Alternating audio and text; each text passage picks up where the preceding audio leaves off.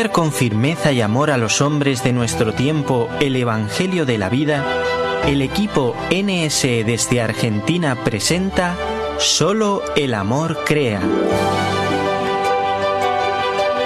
Con la colaboración de expertos en bioética y especialistas en orientación familiar. Solo el amor crea. Saludamos a todos nuestros amigos oyentes de Radio Católica Mundial y NSE Radio, Nuestra Señora del Encuentro con Dios, en este día maravilloso que el Señor nuevamente nos regala para darnos una oportunidad más de entregarnos a Él y de darle gracias por tantas bendiciones como nos da.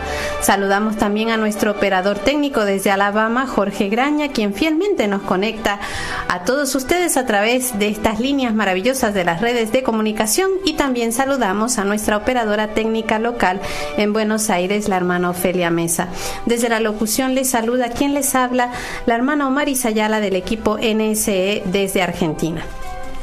Bueno, hoy vamos a tener un programa que considero muy interesante, sobre todo para ir comprendiendo cómo la presencia de la Iglesia ha estado siempre ahí, y que es no solo presencia, sino que es base, es fundamento del progreso de los pueblos, cosa que a veces no está tan, digamos, tan manifiesto, ¿no? O por lo menos no se quiere reconocer porque se ve como un obstáculo, más bien al desarrollo de los pueblos, de la gente, de la capacidad del ser humano. Por eso quisiera citar como introducción un breve texto de la carta encíclica Laborem Exerces del Sumo Pontífice Juan Pablo II, que puede ser como introducción a lo que vamos a estar hablando hoy con nuestro invitado. La Iglesia está convencida, dice el Papa Juan Pablo II, de que el trabajo constituye una dimensión fundamental de la existencia del hombre en la tierra. Ella se confirma en esta convicción considerando también todo el patrimonio de las diversas ciencias dedicadas al estudio del hombre: la antropología, la paleontología, la historia, la sociología, la psicología. Todas parecen testimoniar de manera irrefutable esta realidad. La Iglesia, sin embargo, saca esta convicción sobre todo de la fuente de la palabra de Dios revelada, y por ello, lo que es una convicción de la inteligencia adquiere a la vez el carácter de una convicción de fe. El motivo es que la Iglesia, vale la pena observarlo desde ahora, cree en el hombre. Ella piensa en el hombre y se dirige a él no solo a la luz de la experiencia histórica, no solo con la ayuda de los múltiples métodos del conocimiento científico, sino ante todo a la luz de la palabra revelada del Dios vivo. Al hacer referencia al hombre, la Iglesia trata de expresar los designios eternos y los destinos trascendentes que el Dios vivo, creador y redentor, ha unido al hombre. Creo que es fantástico este párrafo para introducir el tema que vamos a ver hoy con nuestro invitado, que estamos muy, muy, muy contentos de tenerlo en el estudio de vuelta, a pesar de los confinamientos y todo lo que vamos tratando de superar. Él es el profesor Guarrachino, que otras veces ha estado con nosotros, quien es profesor de filosofía y además traductor. Profesor, bienvenido y gracias por estar acá con nosotros. Agradecido soy yo por la invitación y por haber podido venir. Y nos alegramos tanto porque, bueno, estábamos en contacto por teléfono. Los amigos oyentes se recordarán que no hace tanto tuvimos algún programa, pero bueno, siempre el volvernos a encontrar presencialmente está más bueno, sí, como decimos acá. Exacto. Bueno, profesor, el título de este programa justamente es eso: la religión como fundamento de la civilización. Ahora estamos viviendo una situación bastante, digamos, anormal de lo que estamos acostumbrados nosotros a vivir, ¿no? ¿Cómo podríamos, para poder entrar en el tema, describir la situación actual de nuestro mundo? Y es una situación, sí, más que caótica, yo la llamo apocalíptica.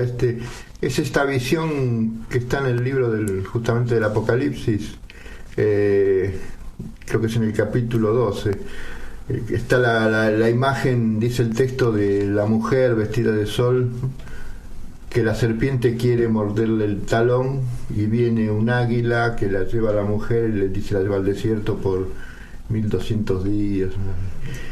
y termina diciendo: y la serpiente despechada, porque no pudo atacar a la mujer, se dirige con todas sus fuerzas hacia la tierra, ¿no? Para atacar a los hijos de la mujer, ¿no? Y yo creo que es un poco lo que está viviendo el mundo en general, y nuestro país en particular, es el despecho. Es esto, porque es todas las cosas que están pasando, es todo siniestro, casi demoníaco, diría, ¿no? O directamente no demoníaco. Hay cosas acá que son incomprensibles, que no tienen lógica, no tienen razón de ser, está todo como desquiciado. Vivimos en anomia, ¿no? Las leyes están escritas en papel, no en códigos, pero no tienen ningún tipo de vigencia. O algunas leyes, me atrevo a decir, y perdón que le interrumpa, sí tienen vigencia según los intereses de los que lo estén manejando, porque hay cosas que sí, pero hay cosas que son fundamentales, sí. Estamos luchando acá ahora en Argentina con todo este tema del aborto, que siguen viendo cómo lo meten. Incluso hay datos, ¿no?, de que lo quieren meter antes de fin de año. Sí, porque si no, el año que viene, como es tiempo electoral, no hay fondo. Sería tiempo electoral, no sería mucho más engorroso. Y por algo está el tema que una de las últimas actividades que no tiene una mínima autorización de ejercicio es el culto religioso, ¿no? Porque si se abren los templos y se llenan otra vez los fieles, y los fieles van a salir a manifestarse, que se oponen a que en la Argentina se implemente la pena de muerte contra inocentes e indefensos. Por eso el tema del culto está ahí, se puede abrir, y de a 10, no mucho más, no hacer reuniones públicas, porque saben que va a haber resistencia, porque eso no está en el ánimo del pueblo. Son sencillo, el pueblo común, reivindicar un derecho que no existe, como es el derecho a matar al hijo, ¿no? Que esa es la única ley que pretenden, sobre esa sí están, como usted dice, machacando, insistiendo. Claro, ahí pero sí hay rigor. Pero sí basado rigor sobre un derecho que no existe, porque no hay. Hace 2 o 3 días salió una declaración internacional, la Declaración de Ginebra de Consenso se llama. La impulsó el representante de Estados Unidos en las Naciones Unidas, y firmaron 32 países. Justamente son 2 o 3 páginas retomando el tema de los derechos humanos, citando muchos documentos de las Naciones Unidas sobre el tema, pero justamente lo que destaca la idea central es esto: que no existe ningún tratado internacional que haya consagrado el aborto como un derecho. Por eso Estados Unidos se opone, en la administración del actual presidente Trump. Y lo acompañan 31 países, que son mayoría de países, yo he visto la lista, países africanos, países asiáticos, hay un país latinoamericano, Brasil entre ellos, pero no los países poderosos, ¿no? Claro. Que es donde se ha cultivado y donde se ha engendrado esta idea monstruosa de que matar al hijo es un derecho, ¿no? Y viendo todo esto, bueno, en concreto ahora tocamos el tema del aborto, pero uno viéndolo en general, podemos hablar de que hay como un derrumbe integral de la política, de la economía, sobre todo el tema moral. Es como que ya nada es nada, y solamente el que tiene más poder es el que dice la última palabra. Exacto, sí. Por eso digo, el mundo está viviendo, y acá en Argentina lo estamos padeciendo, ¿no? Esta situación de anomia, o sea que no tiene vigencia la ley, no tiene vigencia la justicia. Hay instituciones, hay jueces, hay abogados, pero no rige. Son casi decorativos. Es todo decorativo, ¿no? Sí. Es todo decorativo. La descomposición moral, la descomposición política. Ahora miren, lo ha aprobado diputados en un tratamiento expreso, una locura. Tiene que pasar por el Senado. Hoy creo que hay la última reunión de la Comisión de Salud del Senado. Han aprobado en diputados una ley, y en forma mayoritaria, yo creo que la mayoría de los diputados no lo leyó, donde se faculta al Poder Ejecutivo a celebrar contratos con las farmacéuticas que están fabricando una vacuna para que pueda llegar a un acuerdo para comprarlas, para distribuirlas.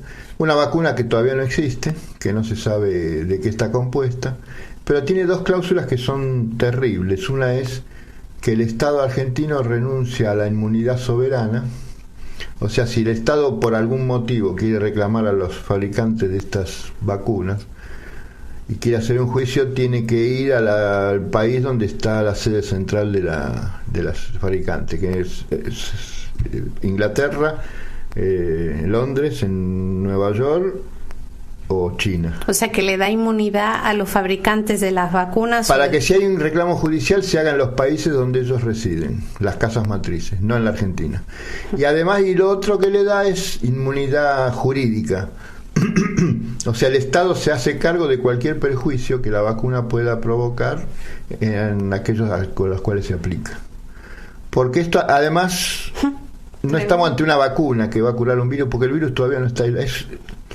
El bombardeo mediático ha hecho esto, que creamos que se ha descubierto un virus y se está haciendo una vacuna. El virus todavía no ha sido aislado, ni ha sido podido ser estudiado, ni con lo cual estableció su secuencia.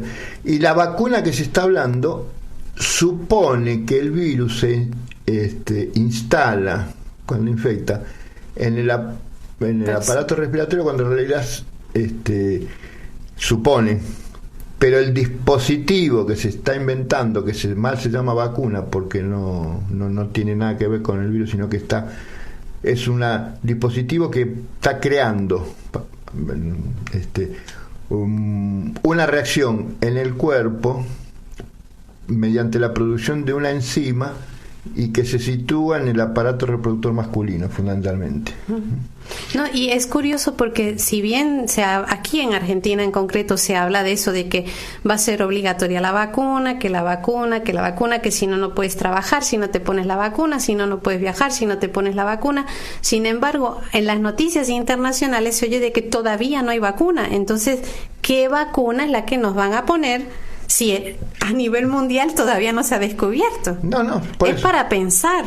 Que además ¿por qué se hablan algunos especialistas están hablando que esto no es una vacuna, sino que es un dispositivo transgénico, lo llaman incluso, porque va a actuar está fabricado sobre un elemento que se llama el ácido ribonucleico, que es lo que se va a introducir, pero además está pensado o destinado a combatir aquello que todavía no se conoce.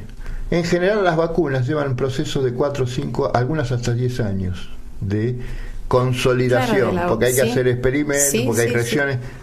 Salió en todos los diarios una de el laboratorio inglés tuvo ya 3 casos de reacciones adversas, ¿no? La aplicación, las 2 primeras fueron con las personas que se aplicaron sufrieron un proceso que se llama mielitis transversa, una enfermedad bastante delicada porque afecta la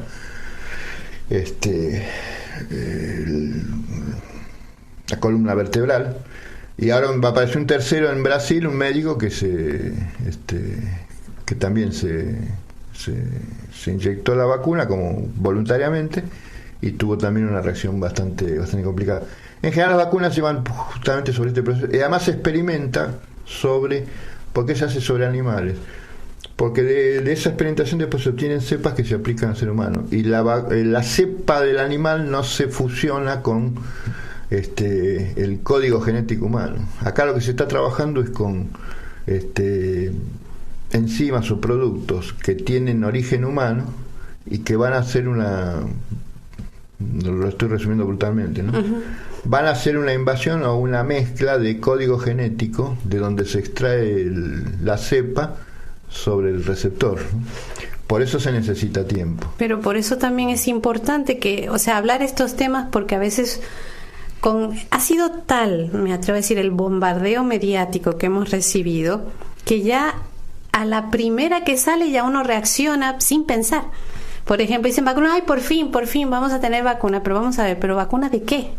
¿Vacuna de qué? Si todavía a nivel mundial hay países como son Estados Unidos, Rusia y China que están viendo quién va a ser el primero que va a tener la vacuna famosa para poder frenar el virus. Más, le voy a dar un dato. Acá en la Argentina, en un instituto que es el CONICET, un instituto estatal, Consejo Nacional de Investigaciones Científicas y Técnicas, tiene un departamento, lo dirige un bioquímico cordobés, que es profesor en la Universidad Católica de Córdoba.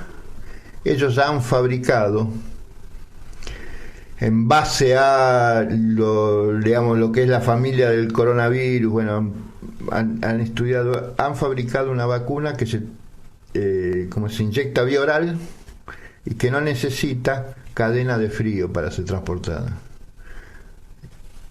Armaron la vacuna, lo que necesitan es probarla, pero el Estado le niega fondos para que puedan seguir investigando. Primero, que no sería un negocio de un privado, porque eso, yo hablé con este médico, Hugo Luján se llama, hace un mes y medio, más o menos, 2 meses, cuando saltó el tema. Primero, que eso la fabricaría el Estado, o sea, no va a haber deuda externa si la fabricara el Estado. Mucho más barata que las vacunas estas que son con compuestos químicos. Esto es una vacuna que incluso se inyecta oralmente, no hay pinchazo. Claro, no se inyecta, o sea, directamente se consume. Y además no tiene cadena de frío, que eso también hace muy costoso, digamos, cualquier tipo de vacuna. Bueno, la tiene. Lo que necesita es fondos, y me dijo la cifra que necesita. Es $1 millón. Encima que no es mucho. Son 200 millones de pesos al dólar, ¿no? De hoy. O sea, pero en comparación a lo que se está gastando, dizque por el bien de la sociedad y de la humanidad, estamos hablando de una cifra irrisoria. Usted tiene a principio de año, el gobierno le sacó 230 millones de pesos al Ministerio de Defensa para dárselo a ese invento engendro que se llama Ministerio de la Mujer y de la Diversidad. Y es presupuesto que se está discutiendo en el Congreso este año, quiere darle 6.000 millones de pesos. Cuando solamente... usted está diciendo, con 200 millones de pesos puede llegar a tener el Estado argentino una vacuna para toda su población. Qué bárbaro. Y no sé, porque acá el tema, porque además los dueños de las grandes multinacionales farmacéuticas son los grandes fondos de inversión que son los dueños de la deuda externa en la mayoría de los países del mundo, en concreto de la Argentina. Y se lo nombra BlackRock, Wellington Management, Capital Research, Fidelity, Norges Bank, es un banco noruego. Los dueños de nuestra deuda externa son los dueños de los laboratorios que están fabricando. De los 3 grandes laboratorios, el inglés, que es el AstraZeneca, Moderna, que es en Estados Unidos, y Pfizer, también de Estados Unidos. O sea que, como diríamos acá, estamos en el horno. Nos tienen rodeados, ¿no? Sí. Entonces tenemos toda esta locura, porque es un negocio financiero. Fíjense, están hablando, quieren vacunar a 7.000 millones de personas, el negocio que es, ¿no? Claro. Que además va a ser deuda externa para todos los países, para Argentina, para México, para Brasil, Brasil va por otra vía, para Colombia, para Ecuador, para Perú, para Chile. Fíjese, Perú hace poquito le dijo a una de estas empresas, creo que fue Pfizer, AstraZeneca, la inglesa, no le van a comprar la vacuna porque no es segura. Perú. Y acá nosotros estamos con como dice usted, con el cuentito de que venga la vacuna, vacuna, si la vacuna te va a dejar cuadripléjico, ¿no? Sí. Y vos querés la vacuna, bueno. O infértil o otras muchas cosas. Profesor. Digo, para dar una imagen, pero está destinada a la infertilidad, sí, eso sí. Eso está. Bueno, vamos a hacer una pequeña pausa y continuamos con este interesantísimo tema.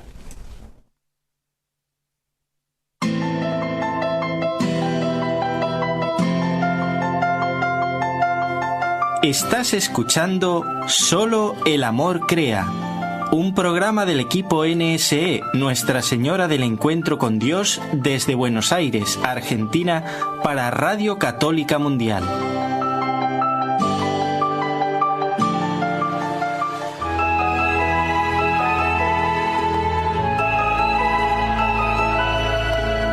¿Quieres participar en el programa ahora mismo? Mándanos tu mensaje de texto o de voz al número de WhatsApp 54 911 4093 9575, 54 911 4093 9575.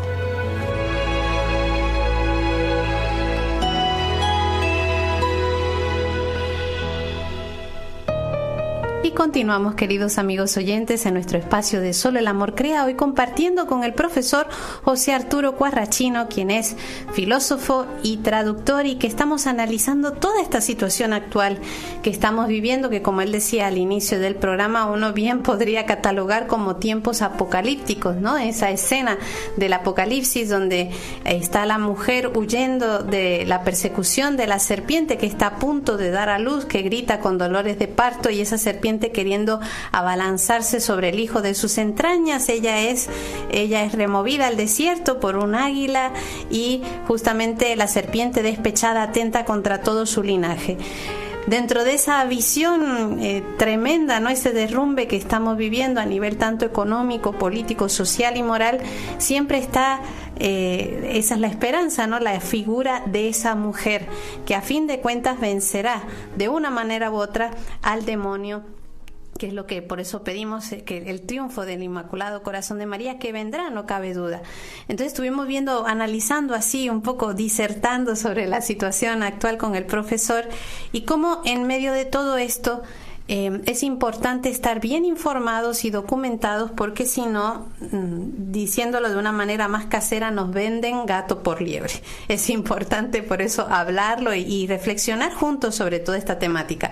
Pero en medio de todo esto, profesor, ahora sí me gustaría entrar básicamente en el tema de este programa, es ¿cómo podemos afirmar que la religión, que ahora se ve como algo no esencial, usando palabras actuales, ¿no? Desde la figura de Dios como centro hasta la misma religión en cuanto conglomeramiento de personas, ese culto que el hombre mismo necesita, ¿cómo podemos afirmar que es fundamento y base de la edificación de la comunidad humana a lo largo de la historia? Empezando desde el mundo prebíblico, ¿no? Porque sí hay esa relación de civilización, digamos, de una sociedad ecuánime con la religión, ¿no? Con el culto a una deidad, a una divinidad. Sí. Todo este proceso que estuvimos mencionando necesita desplazar, y no puede destruir, pero desplazar y reducir a su mínima expresión lo religioso y la fe religiosa. ¿Qué es lo que se busca con todo este caos? Digamos, va en proceso en paralelo. Lo que usted dice, si nos vamos a la historia, desde los orígenes, desde que se conoce, digamos, existe la historia como ciencia a partir del descubrimiento, la invención de la escritura, mejor dicho, ¿no? Entre 1300 a.C. aproximadamente. Tenemos un montón de textos y todos nos van mostrando que todas las comunidades prebíblicas, ¿no? Medio Oriente, Sumeria, Acadia, Babilonia, ¿no? Todo ese mundo que es Irak, Irán, Palestina, Jordania, etcétera. Todo ese mundo, las sociedades se fundaron sobre la fe religiosa. Es más, el punto material de fundamento y de unión siempre era la edificación del templo, donde ahí se concentraba toda la comunidad. Y a partir de ahí se desarrollaba la vida social. Porque la fe no solamente es creer en algo, sino que además la fe, esta creencia, siempre ha sido fuente de valores. Ya los relatos de la religión sumeria, los relatos babilónicos, ¿no? Poema babilónico de la creación, nos muestran nos dicen, así como después los relatos religiosos griegos, ¿no? Desde Homero, Hesiodo, etcétera, nos muestran que el ser humano es una creación divina. Los dioses crean, y no crean al hombre individual, sino crean los pueblos. El primer texto antiguo que habla de la creación individual del ser humano es el relato bíblico, que va en línea con esto, digamos, de decir que el ser humano es lo que es porque es una criatura divina. Claro, es un ser no solo sociable, sino con necesidad de una trascendencia, ¿no? complementario a una trascendencia. Por eso el ser humano, desde que el ser humano buscó siempre una referencia, porque tiene noción, no conocimiento, pero sí noción, y se sabe, experimenta que hay algo atrás. Él viene de algo, de alguien, de algo, de una... Y además está apuntando, la vida tiene algún sentido, si no... Que es lo que se llama la ley natural, lo que tiene uno inmerso. Por eso el ser humano es un ser religioso desde su origen. Claro, pero por eso que la fe religiosa, y esa discusión hace uno los tiene con el progresista, no es un invento del ser humano, esto que llamó en algún momento Marx, ¿no?, la religión como opio de los pueblos, hacernos pensar en un mundo futuro para soportar los rigores de este mundo en el cual uno sufre. Lo religioso está en la fuente, porque los seres humanos son criatura divina. Matar era un crimen. No es que a alguien se le ocurrió decir, bueno, el que mata a otro, vamos a decir, está bien. Como todo ser humano es una criatura divina, la vida la dan los dioses y la sacan los dioses. Entonces el que mata se arroga el papel de Dios, por eso es un criminal. Eso es la traducción en lo social y en lo político de la fe religiosa que tiene el mundo antiguo. Los templos, que solo no serán lugar de culto, de unidad de una comunidad, se llamaban refugio. Una persona perseguida se refugiaba en un templo y nadie podía ir a tocarlo ni sacarlo. Era como un asilo. Y ahí los ejércitos se detenían. Por eso en la antigüedad usted tiene, cuando un pueblo invade a otro y lo vence, lo primero que hacía era destruir el templo, porque el templo era punto de unión espiritual, y edificaban otra cosa. Eso incluso se ve en la vida de la iglesia. En Roma existen las 4 grandes basílicas, una es la Basílica de San Juan de Letrán. Donde hoy está la Basílica de San Juan de Letrán, ahí estaban los ejércitos de Magencio, que era el hermano del emperador Constantino. Los dos hermanos se pelearon para ver quién quedaba como dueño del Imperio Romano, siglo IV después de Cristo. Venció Constantino. El Estado Mayor y el refugio militar de su hermano Magencio estaba ahí en las colinas de Letrán. Cuando él lo venció, destruyó eso y ahí hizo edificar la basílica. Es más antigua la basílica de San Juan que la de la de San Pedro. Es un poquito anterior, es la más antigua. Pero qué interesante eso que dice, porque es como romper el punto de unidad del pueblo. Exacto. ¿Por qué es tan fundamental para el mundo musulmán, digamos, esta peregrinación a la Meca? Porque en la Meca es una tiendita. Sí, que también. En Arabia está. Sí, es una tiendita adentro con una piedra negra. ¿Y por qué veneran eso los musulmanes? Porque tienen la convicción que sobre esa piedra bajó el ángel Gabriel con el mensaje que tenía que transmitir Mahoma, que fue el Corán, que para los musulmanes es un libro revelado, no inspirado por Dios, sino dictado por Dios a través del ángel Gabriel. Por eso es tan importante para los musulmanes la Meca y la Piedra Negra, porque ahí se posó el ángel Gabriel, el mensajero de Dios, y le dictó en nombre de Dios a Mahoma el Corán, que Mahoma puso por escrito. Mira, y uno relaciona con otros temas. Por eso usted va a atacar la Meca. Claro. No llega. No llega. No, porque eso es como...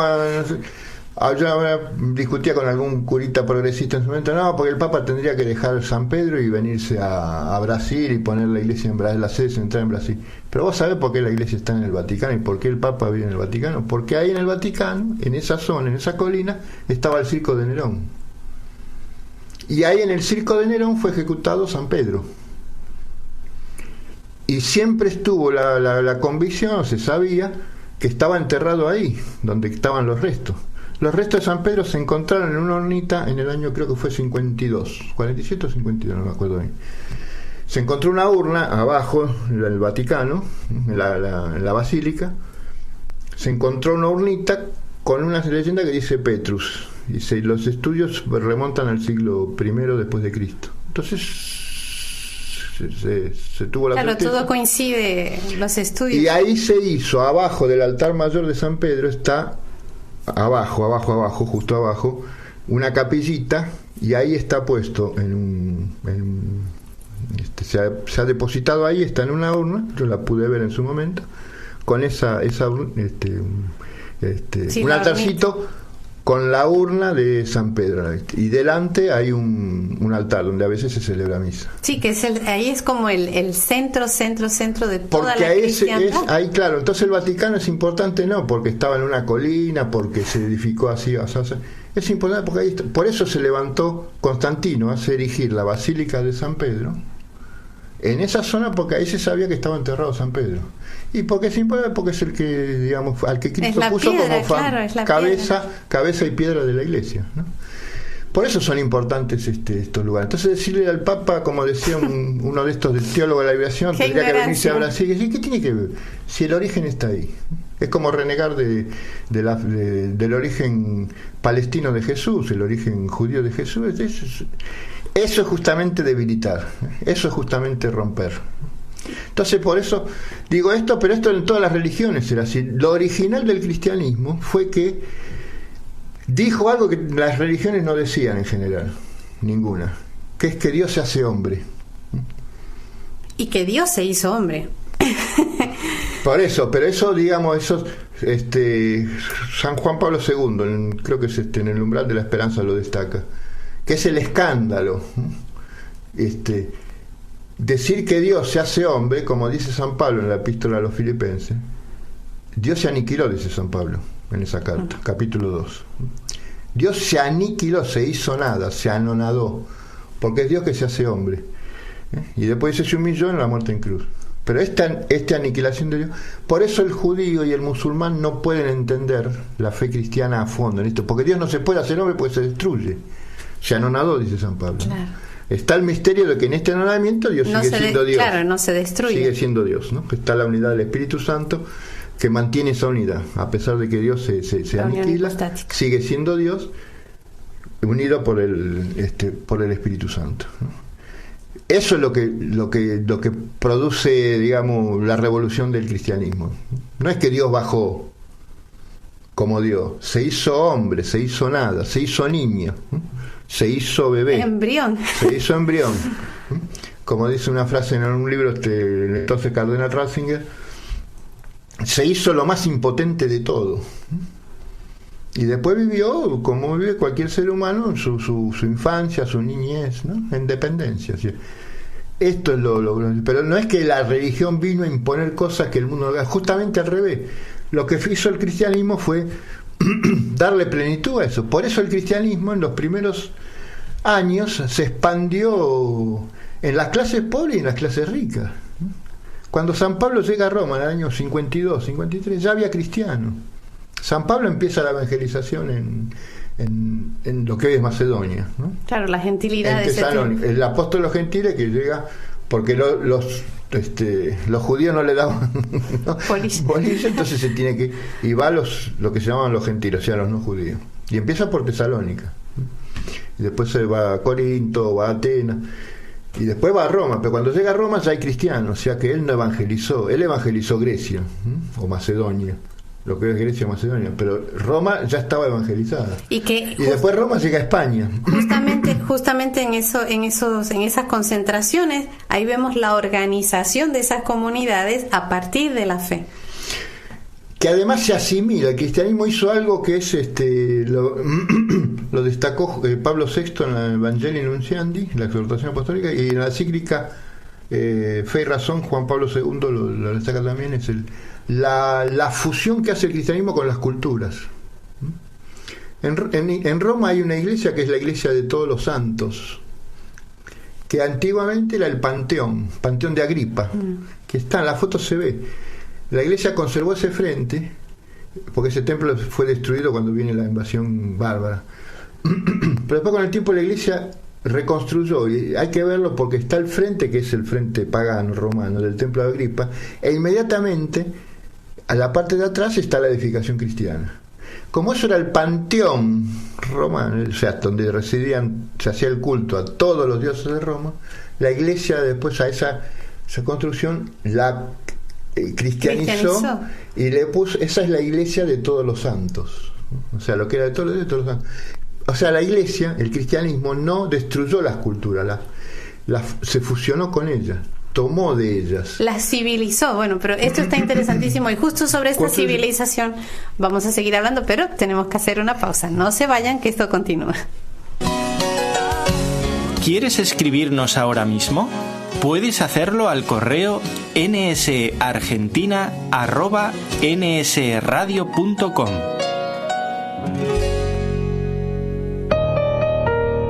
Para participar en el programa con sus consultas o comentarios, marque los siguientes números telefónicos, gratuitamente desde Estados Unidos o Puerto Rico: 1-866-398-6377. Si llama desde otro país, marque el código internacional y el número 1-205-271-2976.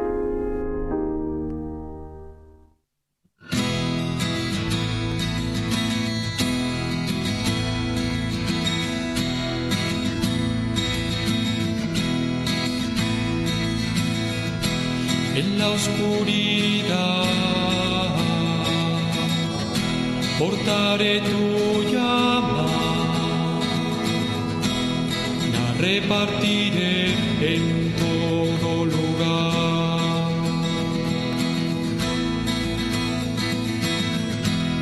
La encenderé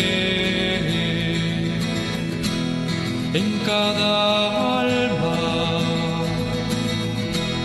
no importa lo que tenga que sufrir.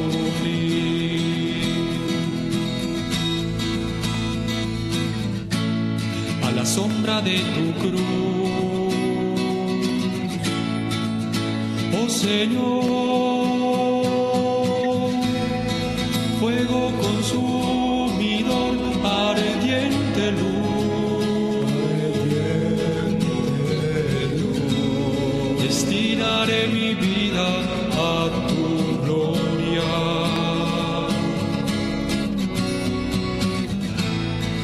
Fuego consumidor, ardiente luz, destinaré mi vida a tu gloria.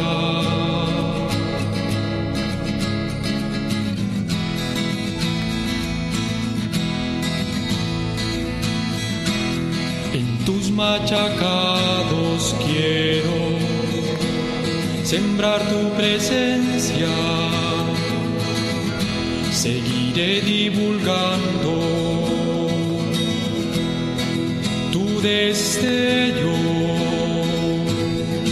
inmolar mi ser solo para ti. Fuego consumidor, ardiente luz, destinaré mi vida a tu gloria.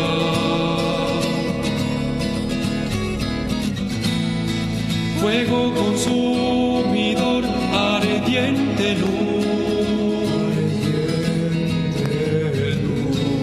destinaré mi vida a tu gloria.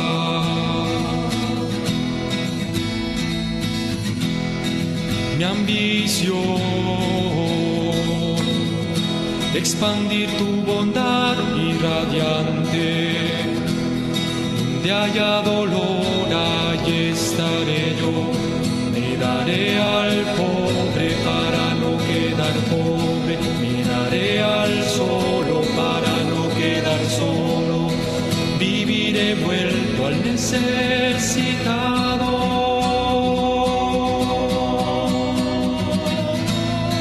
Fuego consumidor, ardiente luz, destinaré mi vida a tu gloria.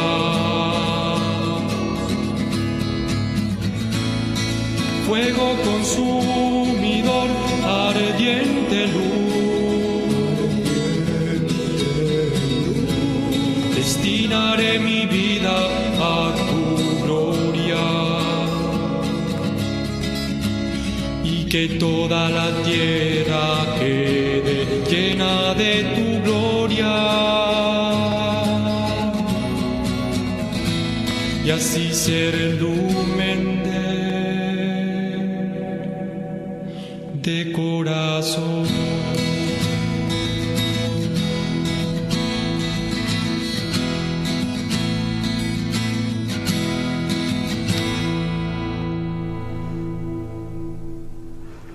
Continuamos, queridos amigos oyentes, en nuestro espacio de Solo el Amor Crea, hoy hablando con el profesor José Arturo Cuarrachino, quien es historiador, filósofo, traductor, de todo un poco. Así que con él vamos aprendiendo un montón. Pero antes les recordamos que a partir de este momento pueden comunicarse con nosotros para hacer sus preguntas o comentarios sobre el tema. El número de teléfono gratuito para Estados Unidos y Puerto Rico es el 1866-398-6377. Para otros lugares, unido al código de área, unido al código internacional, el número es el 1205-271-2976.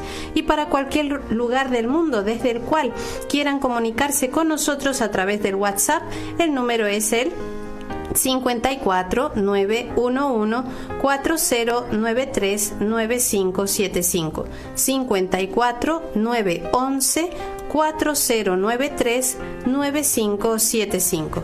Y hemos estado disertando, muy interesante todo lo que el profesor nos está diciendo, y cómo poder entender que toda la comunidad del hombre, la humanidad, las sociedades han ido creciendo, se han ido desarrollando alrededor de una creencia de una divinidad.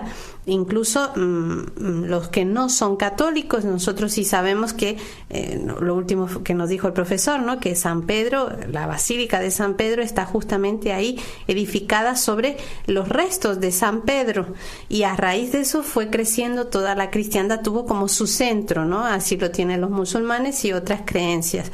Entonces es interesante saber también por qué entonces los enemigos luchaban para destruir esos templos, porque rompían la unidad de esas civilizaciones. ¿Voy bien, no, profesor? Exactamente, sí, tal cual. Porque lo fundamental en una guerra siempre es no tanto la victoria material que se puede conseguir, pero para asegurársela necesita la victoria espiritual. Y derrotar espiritualmente y culturalmente al vencido. Si no, el vencido resiste. Y entonces uno sí se pone a analizar un poquito lo que está pasando ahora. Exactamente. Porque se está atacando justamente la espiritualidad de la sociedad al relegar todo lo que es culto a su mínima expresión, porque si eso está debilitado, si eso se rompe, la victoria del enemigo, en este caso todo lo que son ideologías, prende en el pueblo. Exactamente. Pero como saben que eso no se puede, usted no le puede sacar el espíritu a una persona, porque si usted le impide que pueda celebrar su creencia real, entonces se la busca reemplazar con otras cosas sucedáneas. Entonces tenemos la autoayuda, el culto a Manitú en Estados Unidos. ¿Qué es eso, profesor? Culto a Manitú era no era el buey, el bisonte, al cual, como en la India, que tienen a la vaca como sagrado, los indios tenían a Manitú, era el bisonte sagrado. Y no es casualidad que un oligarca ligado a la familia Rockefeller, se llamaba Maurice Strong, ya murió, fundaron una sociedad en la cual se quería promover el culto a Manitú en Estados Unidos. Era para reemplazar la creencia cristiana por esto. Así como nos quieren sacar los 10 mandamientos o la creencia en Jesucristo, para reemplazarla por el culto a la Madre Tierra, ¿no? Entonces yo conozco, he visto, alguna vez le he contestado un político argentino bastante importante, de segunda línea, ¿no?, que escribe cartas en nombre de su supuesta fe o creencia o doctrinal justicialista, habla de la patria y la matria, ¿no? Porque el lenguaje feminista habla de patria, claro, es machista, entonces del patriarcado, entonces matria, ¿no? Dios mío. Entonces llegamos a los absurdos más. Fíjese que la patria, ridículo, que es matriarcal, es femenino, patria. La patria. Entonces ahora es la matria. Entonces, pero esto quieren inventar entonces la madre. Entonces usted mete todas estas mezcolanzas, todas estas cosas, justamente para salir de lo fundamental, ¿no? Claro. Porque la patria tiene, digamos, el culto a la Virgen en América, en Argentina, para no irnos. Sí. Pero en Argentina, las devociones marianas más antiguas, la imagen de la Virgen es una india. En el valle, La Virgen del Valle, que es la devoción a Mariana más antigua en Catamarca, ese fue un culto que lo inventaron, entre comillas, las indígenas. No se sabe. Y justamente este año, que era el jubileo, era el año mariano, ¡pum!, afuera. Claro. La misma procesión a Luján, que si bien no me meto con todo el tema de seguridad, de higiene, de seguridad sanitaria, se desplegó una cantidad de policías para que nadie llegara a Luján después de 45 años ininterrumpidos. Los casinos en Chubut están todos abiertos, ningún problema. Entonces, justamente, ¿no? Dedícate a la timba, olvídate de la fe. Porque la fe fortalece, la fe edifica, ¿no? La fe da respuesta a los últimos preguntas, en los últimos sentidos que la ciencia no puede responder, porque es imperfecta, porque es ciencia. La dimensión del misterio la da la religión, la fe, ¿no? Albert Einstein, que no era creyente, era judío pero no practicante y no creyente, tiene dos frases que dan que pensar, ¿no? Una decía que Dios, hablando sobre el mundo y la creación, dice: Dios no juega a los dados, o sea, el mundo no es cualquier cosa. El mundo tiene un orden, tiene una perfección. Claro. Dios no juega a los dados. Y otra frase genial dice: lo único inexplicable del universo es que todo es explicable. O sea, ese hombre con la ciencia llegó a la dimensión del misterio, o sea, a la puerta del misterio. ¿Qué es lo que permite el conocimiento? Estás a la puerta del misterio. Ahora, para conocer el misterio en profundidad, ese misterio se te tiene que tomar la iniciativa y abrirse hacia vos. Que esa es la revelación. Esa es la revelación. Claro. Por eso en la antigüedad el cristianismo, los primeros siglos, uno para ser sacerdote, para ir a estudiar filosofía, la formación se la daba con la formación, digamos, no cristiana, pagana. A la lectura de los filósofos griegos, de Cicerón, de Séneca, porque eso te da una formación general que es la que permite que vos después puedas acceder a la gracia. Uh-huh. Por eso estaba ese famoso dicho: la gracia supone la naturaleza. O sea, solo una mente y un corazón cultivado puede acceder o recibir el don de la gracia. Y también eso nos da, digamos, la respuesta de por qué también las restricciones vienen hacia la educación, siendo justamente algo tan necesario. Son como los dos. Fíjense, esto no es para ser alarmistas, pero ciertamente para que no nos dejemos engatusar, ¿sí? Uh-huh. Porque todo esto que usted nos está explicando, ¿a dónde atenta todo? Contra fe y contra educación, que son los dos pilares, o van uno unido al otro. Si yo tengo educación, voy a ser capaz de pensar, de razonar, de ver la trascendencia de las cosas, y esa misma trascendencia de las cosas me lleva a la fe. Sí, tal cual. Y acá yo aprovecho para hacer un llamado.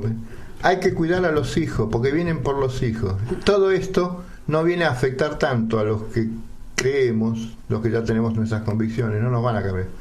Pero lo que ellos han destinado desde hace tiempo, y está planificado desde el año 72, está escrito, ya hemos hablado de ese documento nosotros, está planificado quitarle todo sentido de trascendencia a los chicos, educarlos en esto que ahora hasta van a crear un observatorio en el Ministerio de Educación interdisciplinario para controlar cómo se aplica la educación sexual integral, que está destinada a ir creando la mentalidad para que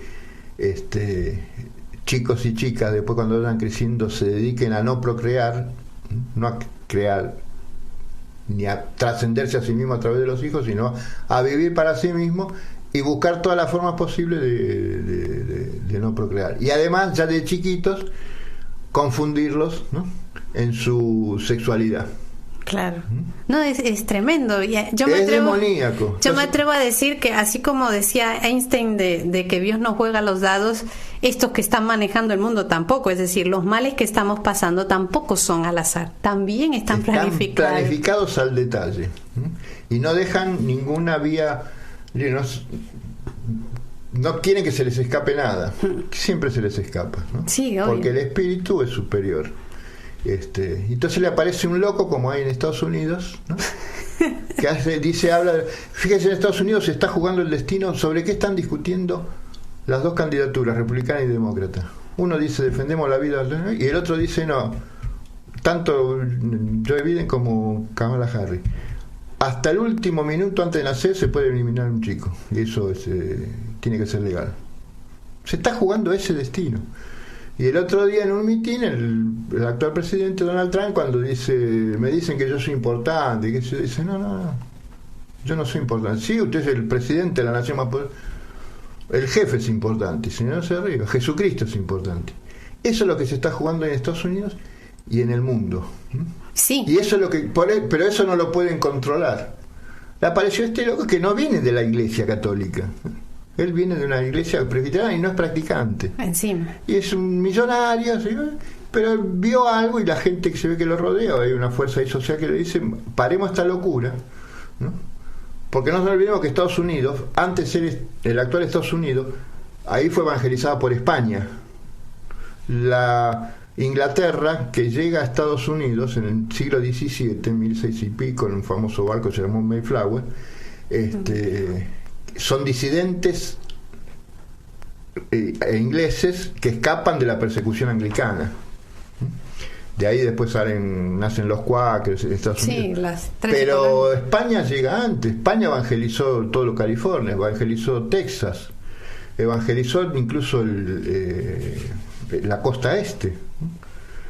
Estados Unidos no era el país que fue de entrada de lo que es hoy, fue evangelizado por España, y de ahí después España llega a Filipinas. Pero hay que ver las ciudades que están en California, en Texas, la Florida, etcétera. Fíjense los nombres, son todos nombres religiosos. Ahí llegó España. De México pasó para ahí. Entonces lo que se está jugando en el fondo es este destino. Y que está clara la aversión y la guerra entre la luz y las tinieblas. Está clarísimo. Jamás, yo creo que en la historia se ha escuchado las cosas que se escuchan en cuanto a los candidatos políticos. Sí. Antes el mal por lo menos se camuflaba, se decoraba, se maquillaba, pero es que ahora se dice con puntos y tildes. Porque está desatado. Y sabe que si se pierde el control de esto, desaparecen del mapa. Porque lo terrible de esto es que se ha montado toda esta locura sobre la especulación financiera, que es la que se ha permitido robar el mundo. Y hoy todo el mundo está sumido en la pobreza y en la miseria, porque hay 200, 300 familias en el mundo que se han robado todo y son los dueños de todo. Pero si eso se les escapa de las manos, saben que no tienen futuro ni destino y desaparecen del mapa y de la historia.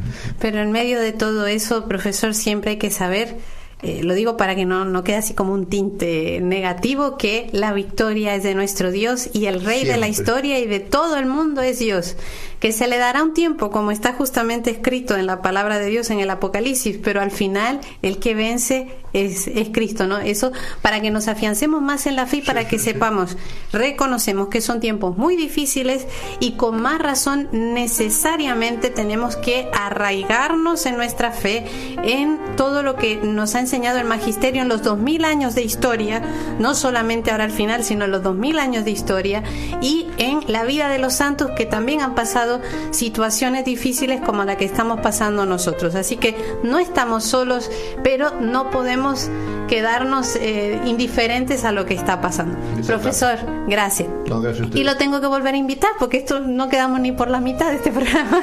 Cuando quiera, no hay problema. Así que pronto lo vamos. Mi señora me da permiso, así que. Bueno, menos mal, no vamos a tener problemas. Que le mando un saludo, aprovecho, debe estar escuchando.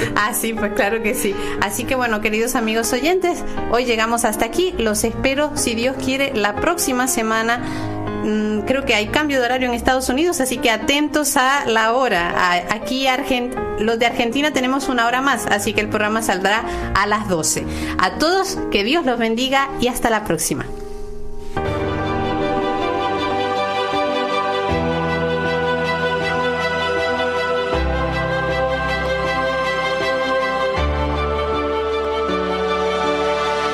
Anunciar con firmeza y amor a los hombres de nuestro tiempo el Evangelio de la vida, el equipo NSE desde Argentina presentó Solo el amor crea.